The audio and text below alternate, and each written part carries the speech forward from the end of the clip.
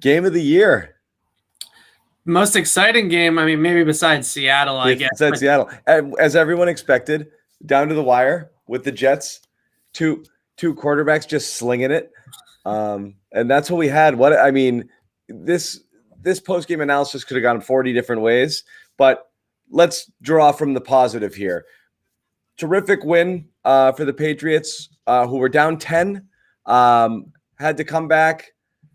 Jets, we'll argue about or question whether or not any of this was intentional on their part, but certainly some really bad decision-making and bad play calling on their last two possessions, even putting the Patriots in position to tie the game and then ultimately take the lead. They do. They win on a 51-yard Nick Folk field goal. Season is still kind of alive as the Patriots improve to 3-5. Jets go to 0-9 into Trevor Lawrence land. So just Evan, your initial thoughts here. Well, I thought that was the best game we've seen Cam Newton play as a Patriot so far. I know he threw for more yards in Seattle in week 2, but really just his process throughout this game, his ability to handle pressure, the downfield playmaking, the ability in the pocket to escape pressure, just the accuracy for the most part. I know he missed the one to Meyers. I think we can nitpick with him every single week on a few, errant throws here and there. But overall, I know it's the Jets, but given what he's working with, Jakobi Meyers, Damiere Byrd, Ryan Izzo, the backs, it's not a whole lot. And I thought that Cam really played out of his mind here tonight in a game that really he had no business playing that well. And we can get into some of it, like you said, the minutia of it. The Jets in particular, I thought defensively, I know they wanted to turn up the heat a little bit. That's Greg Williams' style to begin with, is to pressure the quarterback and blitz the quarterback. But instead, what they did on the back end was leave Jakobi Meyers either running into zone coverage or man-to-man single coverage pretty much the entire game, and you have one guy that can beat you, really. It reminded me a lot of the Seattle game in that sense, just Myers in for Edelman. You have one guy that can beat you down the field, and yet they didn't really put any extra attention that I saw, at least on the broadcast, on that one receiver. So the Jets definitely did the Patriots some favors in this game. They did, and I want to get into Myers in a little bit because – again, you're right. They didn't give him extra attention, but what he did today and what he's done so far since he's kind of been is nothing short of remarkable. But let's stick with Cam. Let's stick with Cam just to start here. Now, Josh McDaniels, there was reports prior to the game that we'd see some new wrinkles here with Cam. I didn't. What did you see? Same exact thing that we all. I didn't see a thing. Definitely no new wrinkles, and I think the broadcast really got caught up on that point that McDaniels brought up and just continuously brought it up and was like, oh, where's the new thing? Oh, there's maybe a little bit something new. Under center, 21 personnel, play action off of that. That's the Patriots offense. It's been that way for 20 years. It's going to continue to be a lot of that.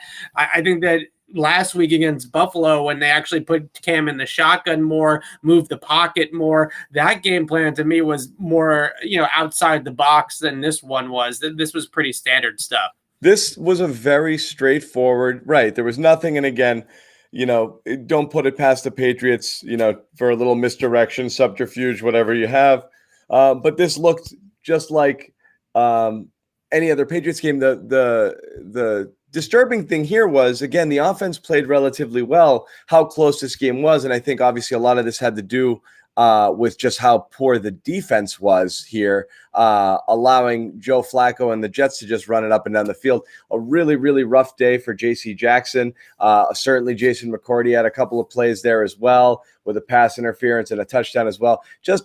With Gilmore out again, you do have a massive trickle down here. You wonder if Gilmore's out there, whether they get away with any of that. Perryman's probably on lockdown, and very little of this happens. So you don't want to attribute it all to one player. I find it very hard to believe the Jets would have been able to move the ball up and down the field vertically the way they did if Gilmore was in this game.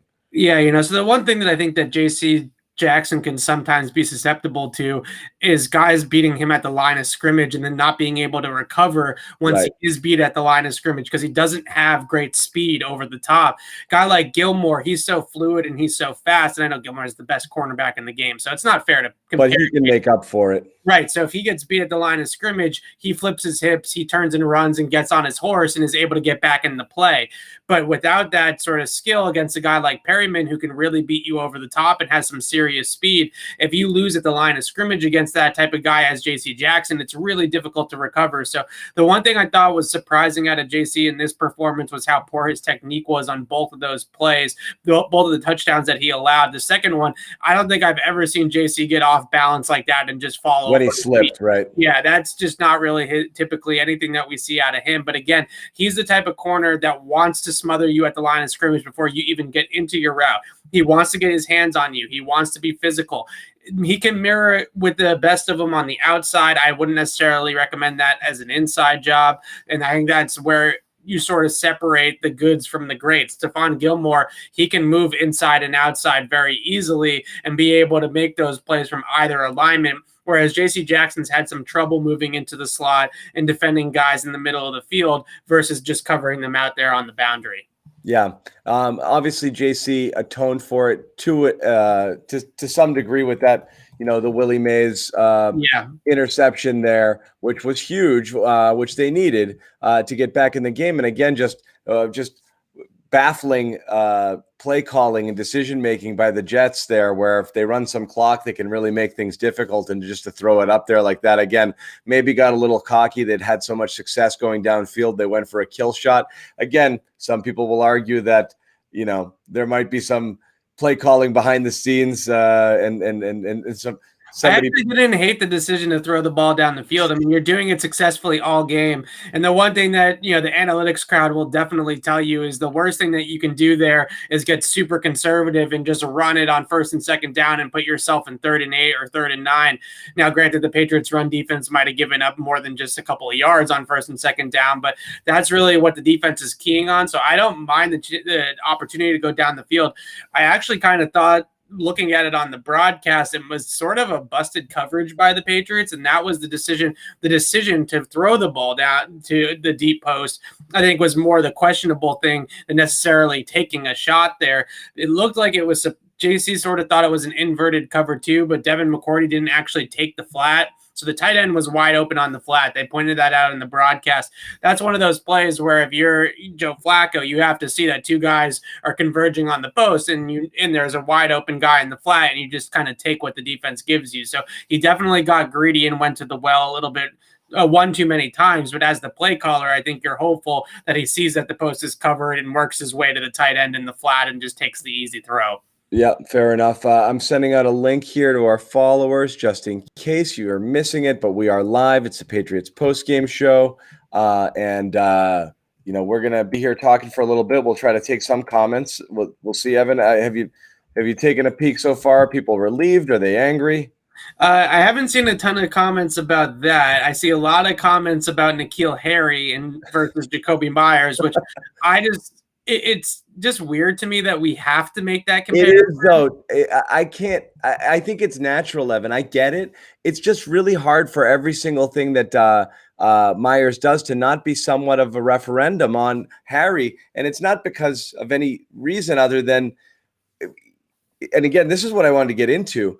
You watch Harry struggle to do the littlest things, and you're looking for that glimmer of hope from him through a year and a half just to see I get it. That's what he does. And you haven't seen it at all. And again, we've made some defense of him, when he probably didn't deserve it, okay, he's starting to make some strides and this and that. And Jakobi Meyers just comes out of, mothballs, and he's not just making plays. He's open by 5 and 6. He's open by a mile every time he's throwing the ball. I mean, again, this is stuff that I'm sure you're seeing on the film. I don't know what the coverage is on him in this game. Again, we can't see it from the broadcast angle, but I mean, he is just running free every single time you see him and Cam deliver the ball. He's clear of his guy by several yards. And this is a guy, again, who ran the second slowest 40 time in the 2019 draft class coming out of college. And he's always open. He's 7'11". Yeah, so the one guy that when I watch Jakobi Meyers at the intermediate level, I'm not necessarily talking about the shiftiness at on the jerk routes and the option routes and on the short part of the field. I just watch Jakobi and I watch him at the top of the route and I watch his ability to find zone coverage. And it's clear to me that him and Julian Edelman have to be close behind the scenes. And maybe that's sort of an underrated kind of relationship that we haven't talked about because no one's really asked either guy, or either guy hasn't really come out and said it. But the way that Meyers works at the top of his route, the way that he kind of leans into the coverage and then breaks his routes off, the way that he sets DBs up for his route breaks, the way he finds soft spots in zone coverage at that level of the field, all those types of things just are so Edelman-like that it's hard for me to believe that Jakobi Meyers isn't just sitting there in practice or in game film review and watching Jakobi Meyers or watching Edelman over the years and just taking notes, right? What is he doing? How is he getting open? Right. That type of technique at the top of the route and the way that he's been able to find the soft spots in zone, like on that last play that set up the field goal, that's just a deep in cut against zone coverage, right? The Jets are backing off in zone. He's just going to run 12 yards and out and in, just deep in cut. And those types of routes and that type of setup. And I think the thing that's crazy to me is that he makes defensive backs somehow respect his speed, even though he doesn't have speed.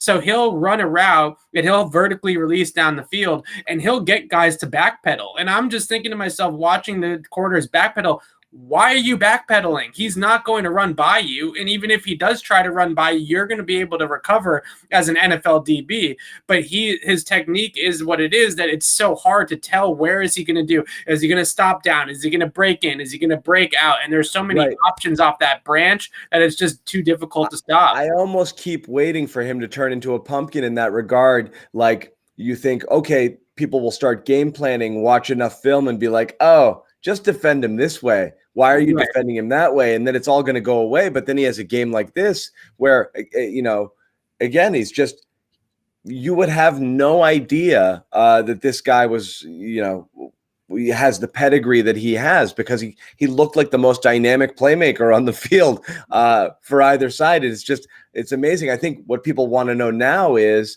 did the Patriots, and again, you saw flashes his rookie year, and it's like, oh, this is a nice little thing, but you're not counting on him among, your assets when you're looking at, because right now, here's where we kind of are with the Patriots. Like, it's nice. They're 3-5. You could feel that maybe the season is on life support right now. You had to get this win. You did pencil it in as a win. If you lost it, you'd be, but I mean, this is asset management at this point. What do you have going forward? And Jakobi Meyers, I don't even think in the weeks leading up to this game, people would have said, oh yeah, we've got Meyers coming back next year. Now you start to wonder, like, is this a thing? Is Jakobi Meyers actually someone who's going to be a staple of this offense? Is he the next Edelman, as you pointed out, a real valuable possession receiver that other teams are going to have to game plan for?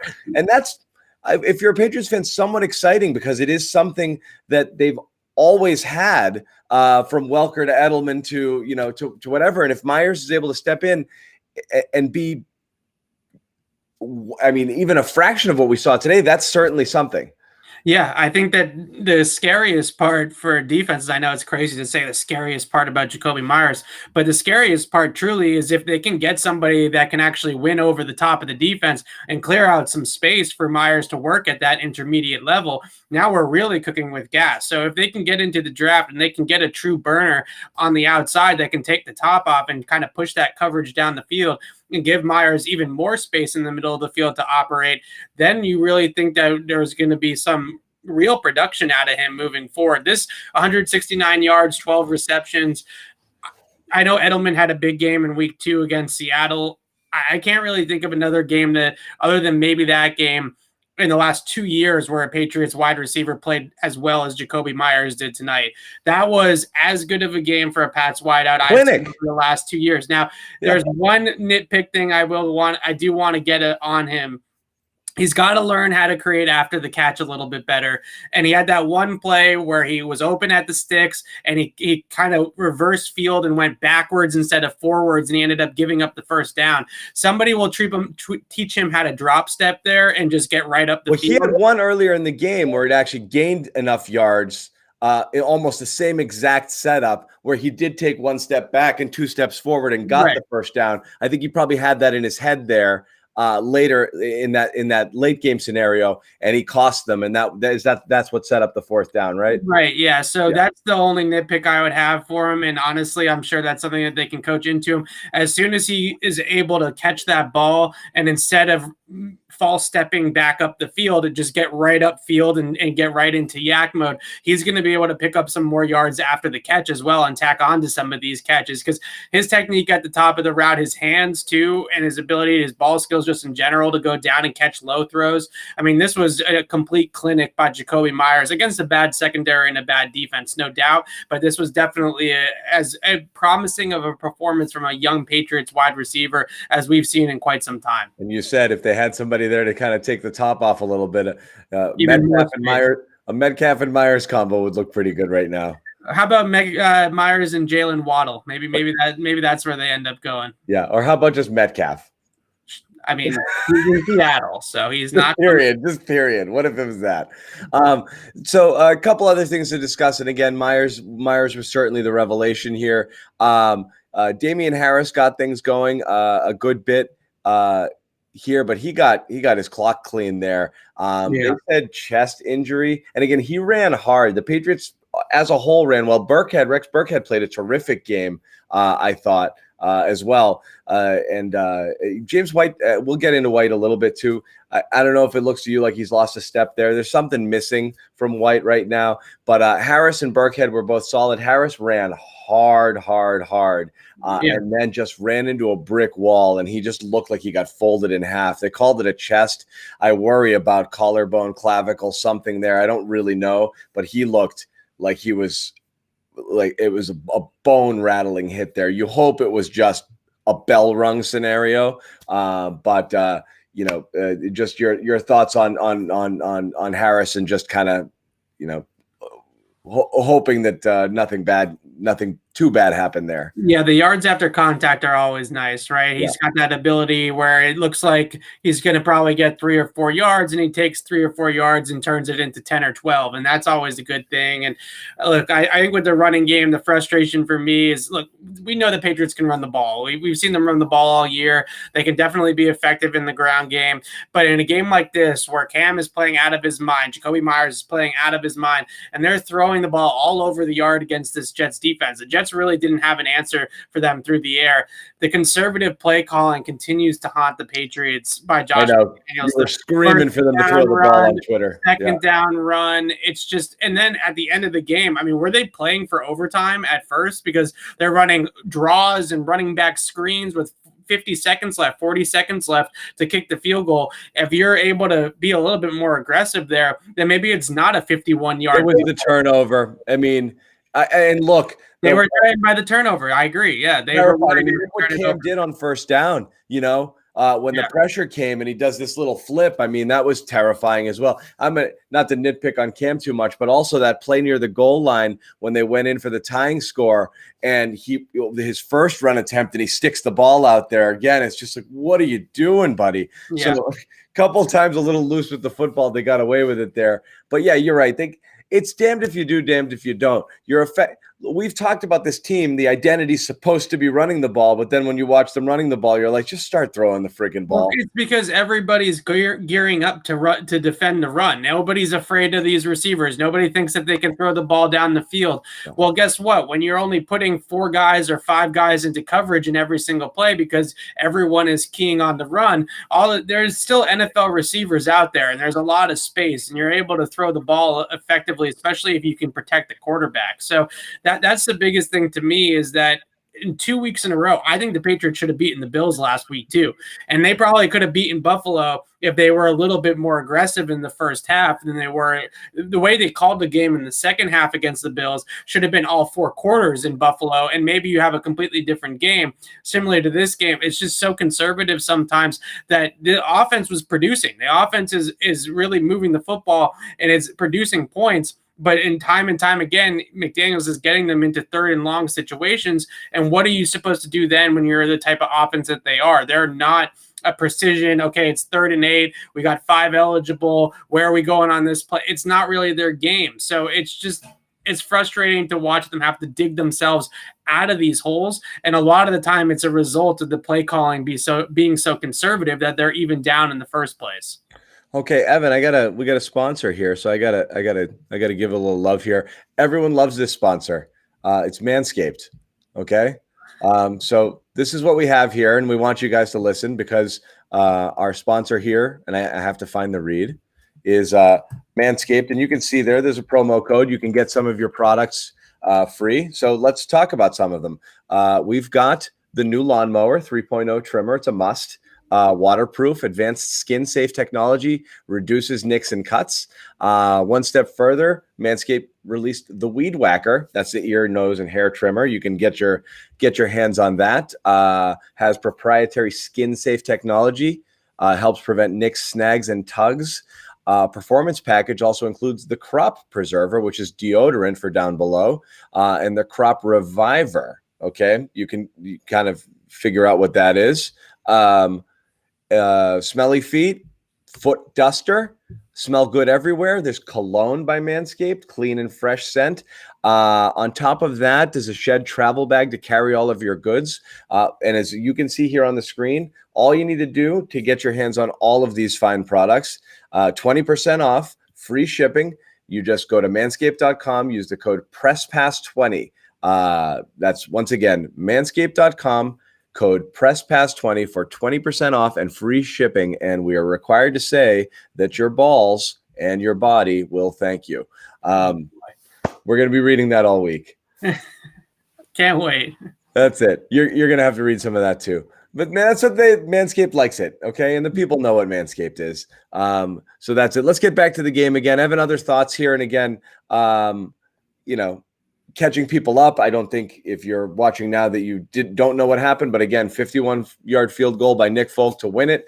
Patriots rally from a 10-point deficit to win the game with no time left on the clock.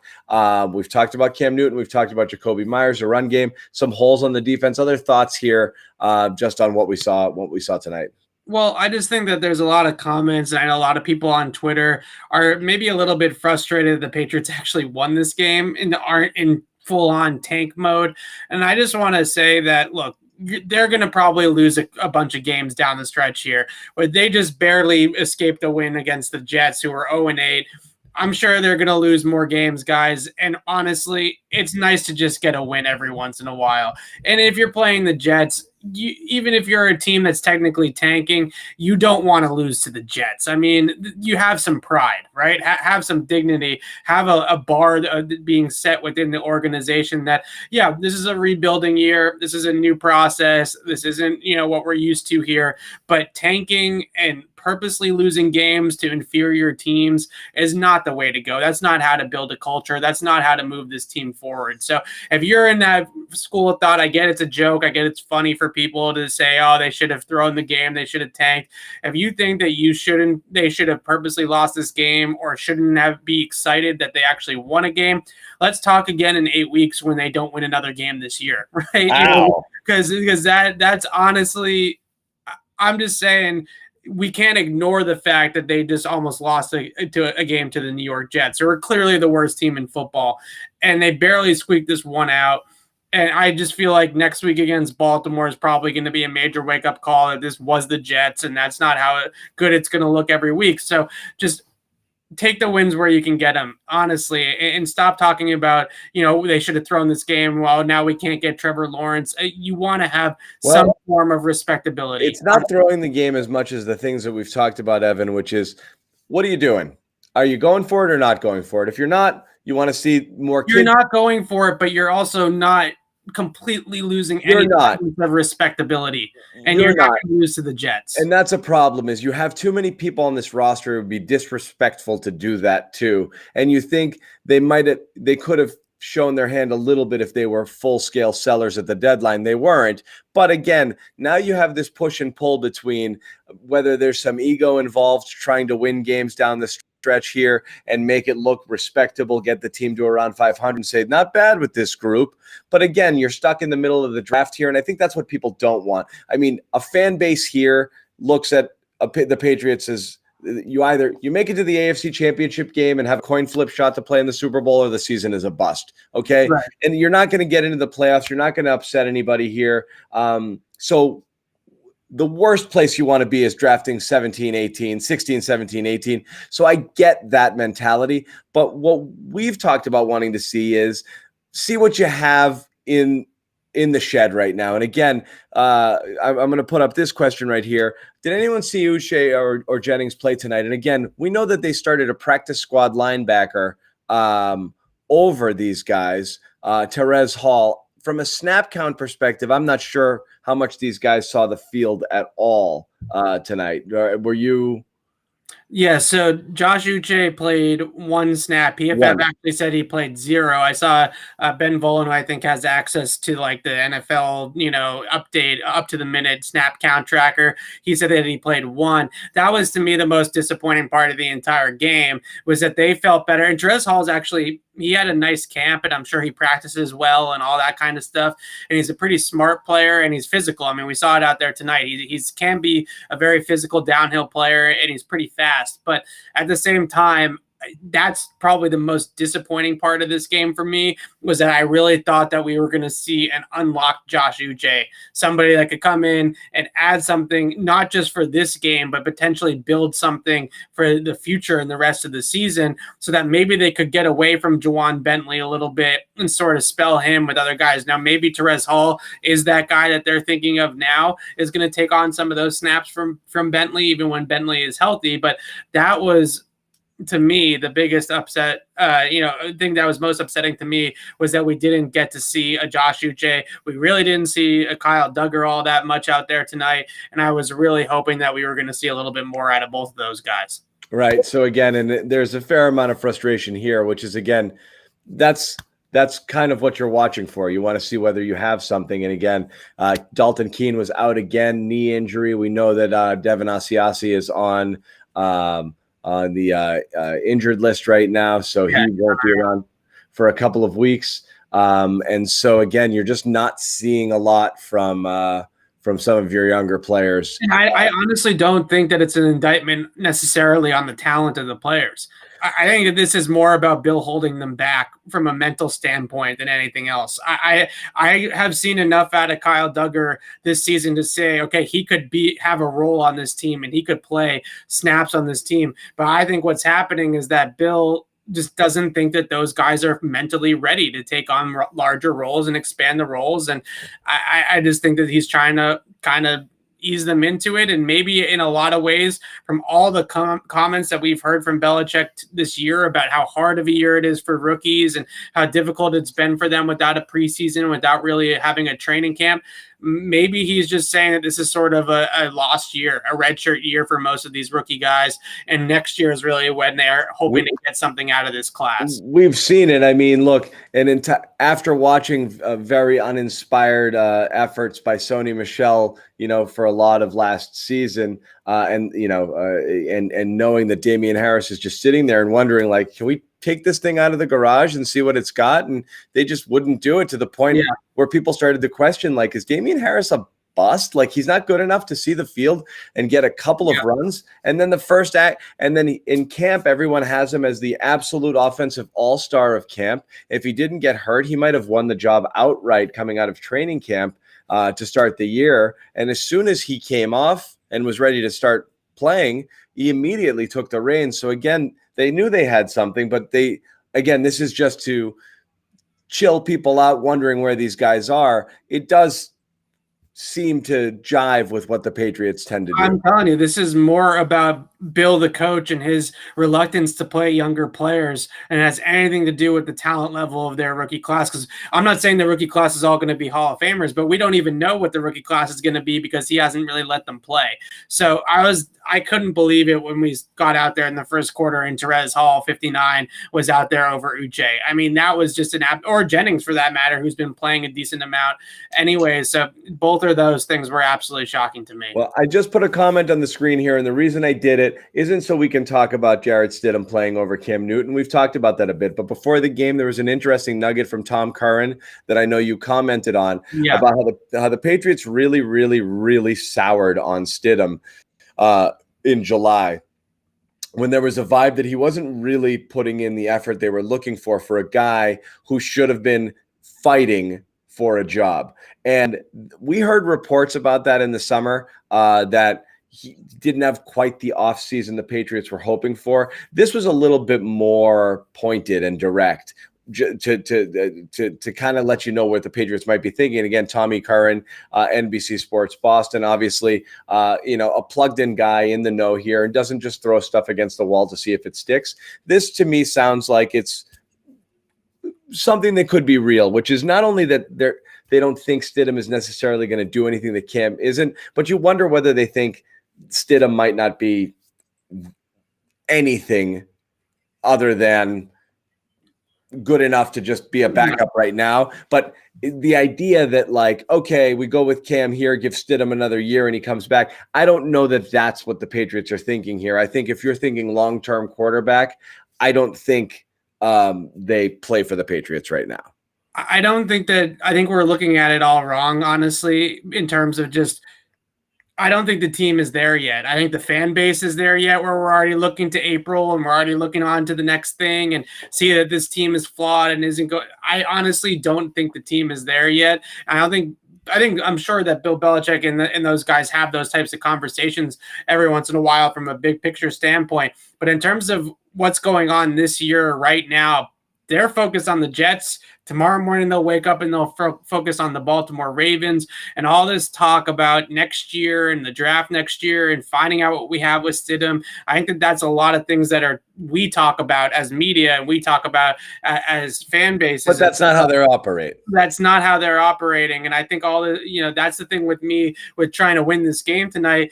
Just that's what a good football team does. That's what a respectable organization does. You go out there and you put together a professional effort. You play through the fourth quarter. You play through the final whistle, and you try to win a football game. And if you lose the game, then you lose the game. But if you have to go out there and try to win the game. And I know people, it bugs me out because I love football so much and I don't want to talk about the draft yet. I know everybody keeps on asking me, what quarterbacks do you like in the draft and who should the Patriots pick and all this kind of stuff. We're getting way ahead of ourselves. We don't even know where the Patriots are going to be even remotely in the draft order right now. They were 8th coming into the night. Now they're probably going to be something like 11th or 12th because they won this game. It's just a long way to go until we get there. And I agree. I just don't think the Patriots are here to tank. It's just they're not. They're going to play every single week, trying to put the best effort forward and get wins, and that's what they did tonight. The scary thing about this team is this actually wasn't a bad effort. I mean, they had a couple of defensive breakdowns. It was a pretty clean offensive game. It's their first game all year, Evan, I believe, without a turnover. Yeah. No turnovers. It was a clean game for them offensively. Cam Newton was extremely accurate, and they were efficient, and the receivers got open, and there was a lot of good things that happened here, and they went toe-to-toe with by far the worst team in football and had to squeak it out coming from behind by 10 points.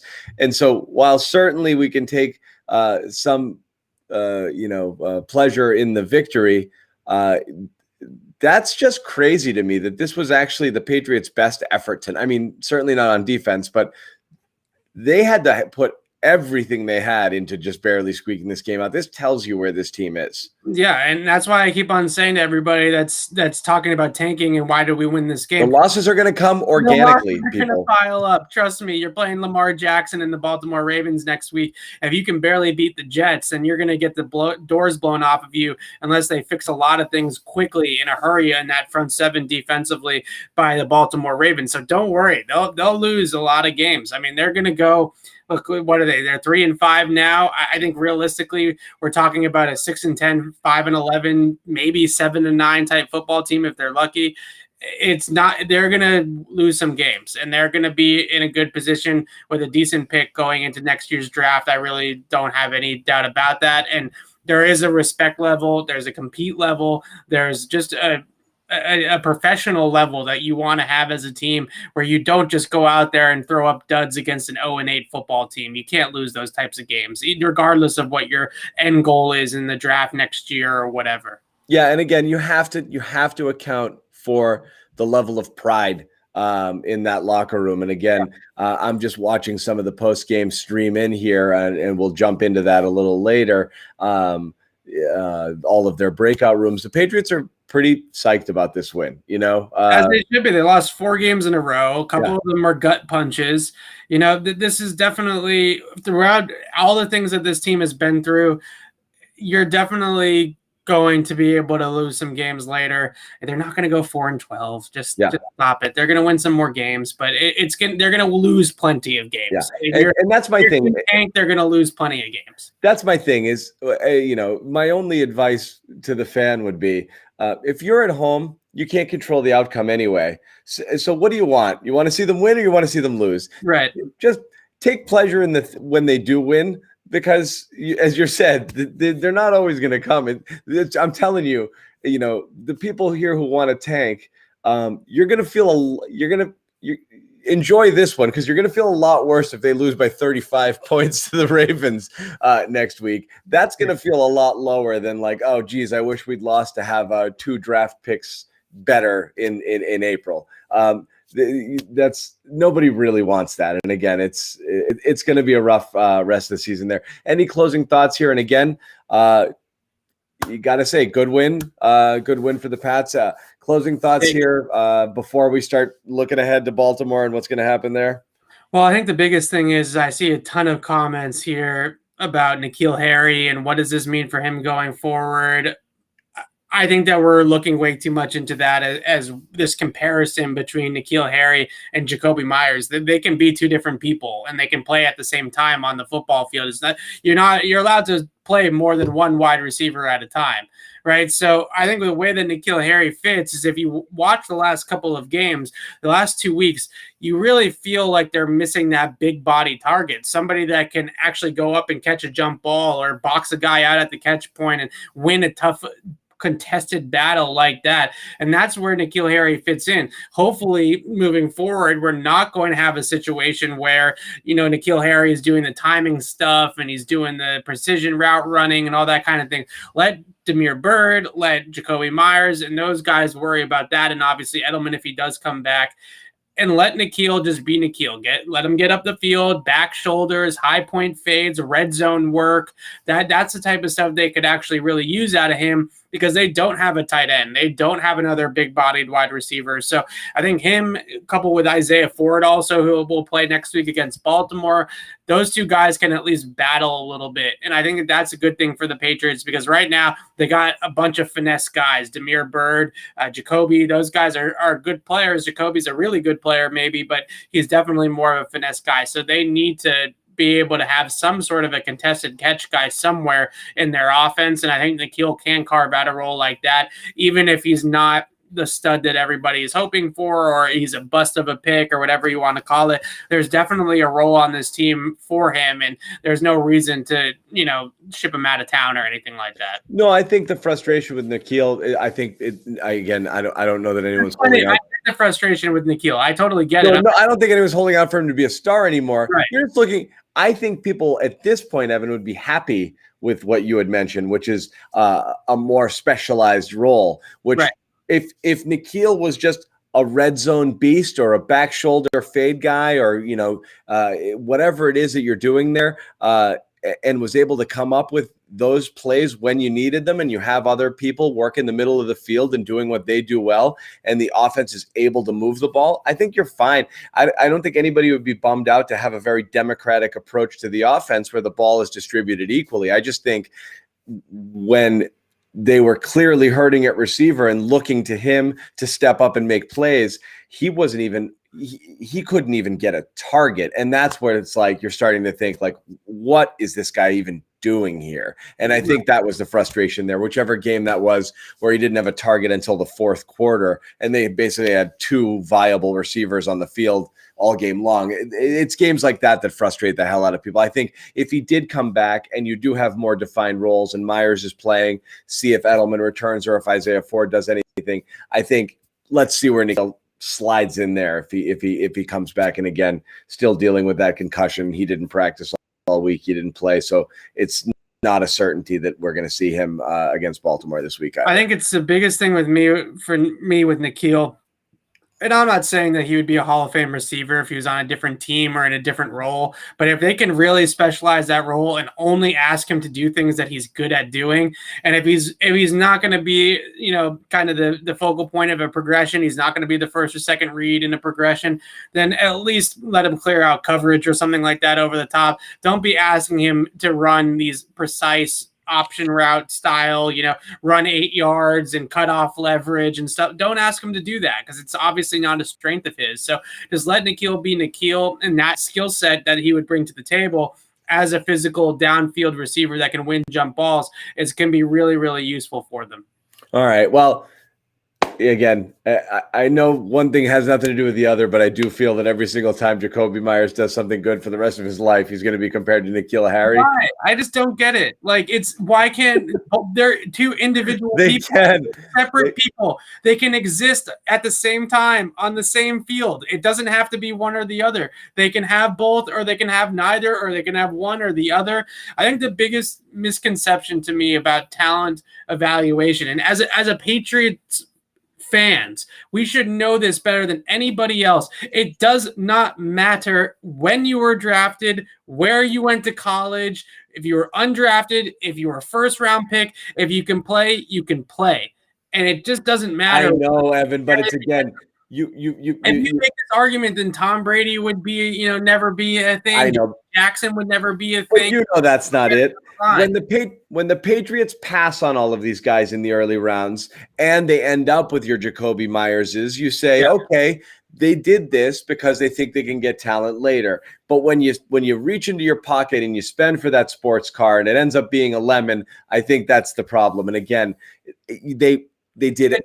It's a poor talent evaluation. They did exactly what every Patriots fan wanted them to do. They addressed receiver in the first round. And we talked about this at our a couple of times last week, which is, they do hit it and quit it a little bit. They address it once and then not again. You're not always going to hit there. So, you'd like to see them go back to the well if they see another talented receiver up early in the first round in April, or even last year where there were opportunities and they traded down and out and there was players and playmakers there they could have had.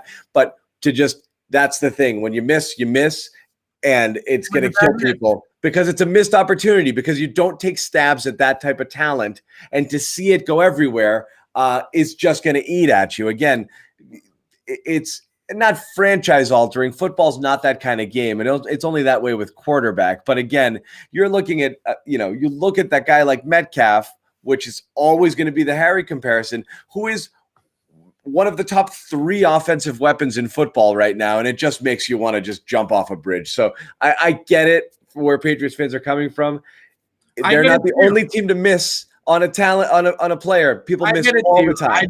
I just think I think we're beating a dead horse. I think we've beaten this dead horse for 2 straight years, and it's just no one's defending N'Keal. No one is. I get it. Time. Like, I'm just over it, guys. I'm just over it. Like, how much more do we want to talk about it? Yes, they passed on DK Metcalf. You know how many replies I get to tweets where people tell me, "Oh, but the Patriots passed on DK Metcalf." Like, if I had $1 for every single time somebody brought up that the Patriots drafted N'Keal Harry over DK Metcalf, I could quit CLNS and I never have to work a day in my life ever again. Like that's where we're at with this. And it's just, I would still work here because I love it. Don't worry.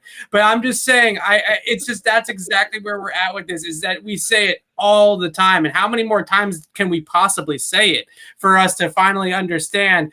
Yes, they didn't make the right pick. I get it. It's just, my God, is it painfully awful. It's not, again, it's just not, I don't want to keep having the conversation. It isn't going anywhere. But again, rather than devolve into another N'Keal Harry bashing session, we'll wrap it. Last time, Patriots win. Good win here. Nick Folk, the hero, 51 yarder. Oh, sorry, that's the wrong one. 51 yarders, time expired. Patriots improved to 3-5. They've got Baltimore next week. Again, our sponsor, Manscaped, 20% off, free shipping with the code PressPass20 at manscaped.com. So check that out.